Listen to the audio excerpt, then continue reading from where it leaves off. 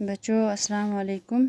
آج ہم 8ویں جماعت کی اردو کتاب سے ایک سبق پڑھیں گے۔ سبق پڑھا ہے ہم نے گوتم بدھ، اس کے آج سوالات کریں گے۔ تو بچوں سوالات میں نے لکھے ہیں، میں آپ کے سامنے پڑھوں گی، آپ غور سے سنیں گے اور اس کے بعد اپنی کاپی پہ لکھ کے یاد کریں گے۔ تو بچوں پہلا سوال ہے، گوتم بدھ کا اصلی نام کیا تھا اور کہاں پیدا ہوئے؟ جواب، گوتم بدھ کا اصلی نام سدھارتھ تھا اور وہ نیپال کی سرحدوں کے بیچ لمبائی کے مقام پر پیدا ہوئے۔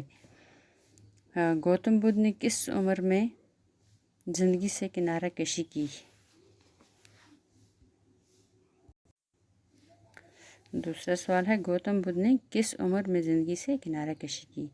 تو اس کا جواب ہے، گوتم بدھ نے 29 برس کی عمر میں زندگی سے کنارہ کشی کی۔ تیسرا سوال، گوتم بدھ یوگی اور سنیاسی کیوں بنے؟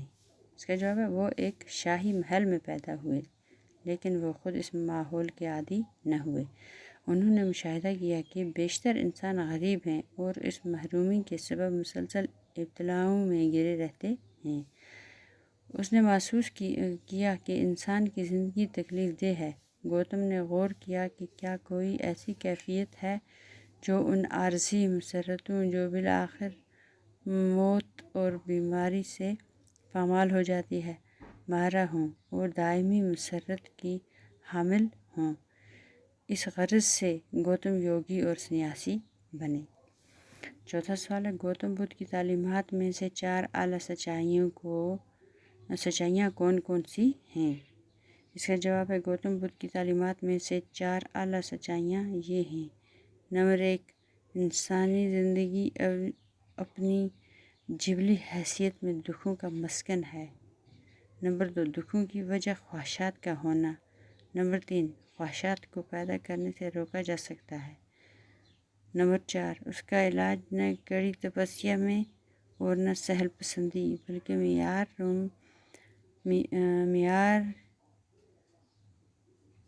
رومی سے کام لے کر یہ مقصد کیا جا سکتا ہے۔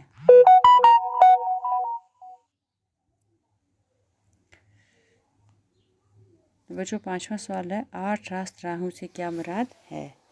تو اس کا جواب ہے، اپنے حقائق کو بنیاد بنا کر گوتم نے انسانی زندگی کے لیے 8 رہنما اصول قائم کیے۔ ان 8 اصولوں کو 8 راست راہ کہتے ہیں۔ پہلا اصول ہے صحیح علم، یعنی اگر بنیاد درست ہے تو زندگی درست ہے۔ دوسرا ہے صحیح ارادہ، درست ارادہ ہی نروان راہ دکھاتا ہے۔ تیسرا ہے صحیح کلام، یعنی شیریں بیانی ضروری ہے، غلط بیانی جھگڑے کو دعوت دیتی ہے۔ نمبر 4، صحیح عمل، یعنی اپنی زبان، نظر یا ہاتھ سے کسی کو تکلیف نہ پہنچانا۔ 5واں ہے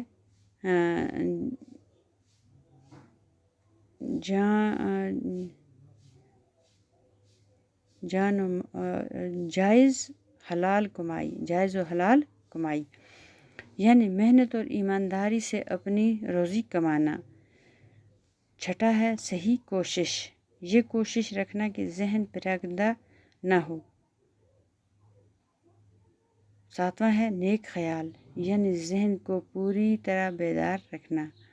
نمبر 5، صحیح غور و فکر، درست طریقے سے سوچ وچار کرنا۔ صحیح غور و فکر یعنی درست طریقے سے سوچ وچار کرنا۔ تو بچوں یہ تھے 8 راست راہوں سے جو سوال ہے آپ کا، 8 راست راہوں سے کیا مراد ہے؟ تو یہ مراد ہے کہ 8 راست اسی کہتے ہیں جو ہم نے یہاں لکھے اور آپ کے سامنے پڑھے۔ تو بچوں یہ ہے آج کا موضوع۔